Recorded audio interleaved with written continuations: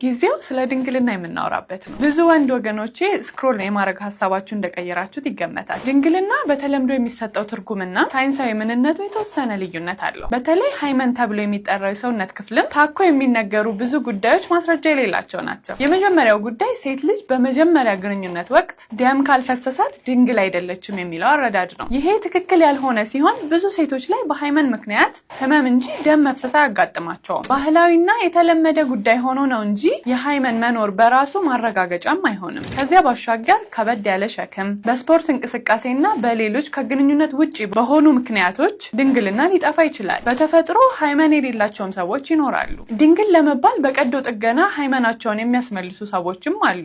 ይህም ቀዶ ጥገና ሃይመኖፕላስቲ የሚባል ሲሆን ብዙ ሴቶች የማህበረሰቡን ስም በመፍራትና በሌሎች ምክንያቶች ያሰሩታል። ዶክተር ኢክራም ነኝ። ፎሎ ማድረግ እንዳይረሳ። ሰዎች ወንዶች ድንግልና የላቸውም ይላሉ። እኔ ግን ወንድ ድንግልና አለው ብዬ እላለሁ። ግን እንደ ሴት መቀደድ ያለበት ስጋ የለም ወይም መድማት አለበት አይደለም። አንድ ወንድ ባይዘዌ በግንኙነት ጊዜ ከሴት በላይ ስራ አለበት። ብልቱ እንዲቆም ቆሞ ተገትሮ እንዲቀመጥ ከዛ ሰዓቱን ጠብቆ ትጨርስና የራሱን የሴቱም እርካታ አብዛኛው ኃላፊነት ለወንድ ነው የሚቀመጠው ማለት ነው። ስለዚህ ያ ደግሞ ወንድ ልጅ ላይ ባይዘዌ የሚፈጥርበት ብዙ አይነት ስትረሶች አሉት። ጭንቀት አለበት። አስደስታት አለው ወይ ብልቴ እንደጠነከረ ይቀጥላል ወይ ልፍስፍስ ስላለ ወይ ቶሎ ጨርስ ሲሆን ወይ የሚባሉ ጭንቀቶች አሉ።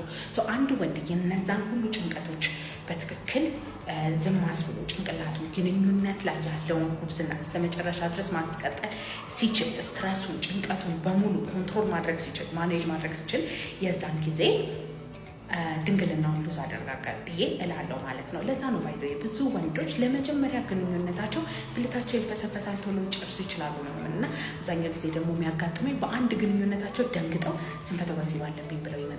ማንኛውም አይነት ስንፈተ ወሲብ የብልት አለመቆም ችግርም ቶሎ መጨረስም ማንኛውም አይነት ነገር ባይዘው 6 ወር መቆየት አለበት። ከዛ በኋላ ደግሞ አካላዊ የሆኑ ነገሮች ከሆኑ ደግሞ ሁኔታ ሳይመርጡ ሴት ሳይመርጡ በሁሉም ግንኙነቶች ሊፈጠሩ ይገባል ማለት ነው። ግን አንድ ሴት ላይ ወይም በአንድ ሁኔታ ደንግጣችሁ የሆነ ነገር ከተፈጠረ ስንፈተ ወሲብ አለባችሁ ማለት አይደለም።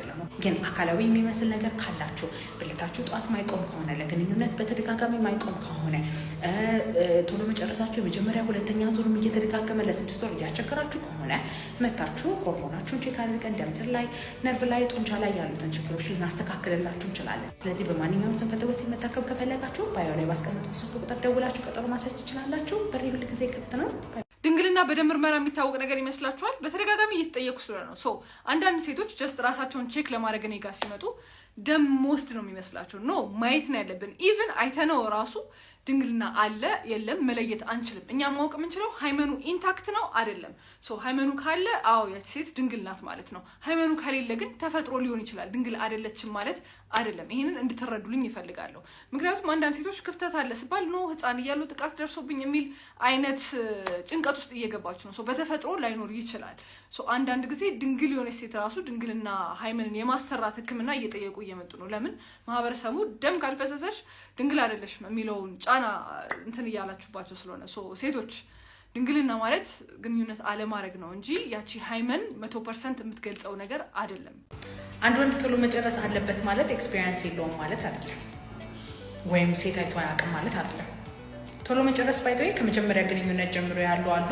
ከዛ በኋላ ደግሞ አንድ ወንድ ጥሩ ደቂቃ ኖሮት ከዛ በኋላ የሚመጡ ቶሎ መጨረሶች ደግሞ አሉ። ከመጀመሪያ ግንኙነት ጀምሮ ያለ ቶሎ መጨረስ በድንጋጤ ምክንያት ሊሆን ይችላል፣ ወይም እድሜ ልክ የምንላቸው ቶሎ መጨረሶች ሊሆኑ ይችላሉ። ሜቢ በተፈጥሮ ወይም በልጅነት ጊዜ ሴጋ መምታት የመጣ ነገር ሊሆን ይችላል።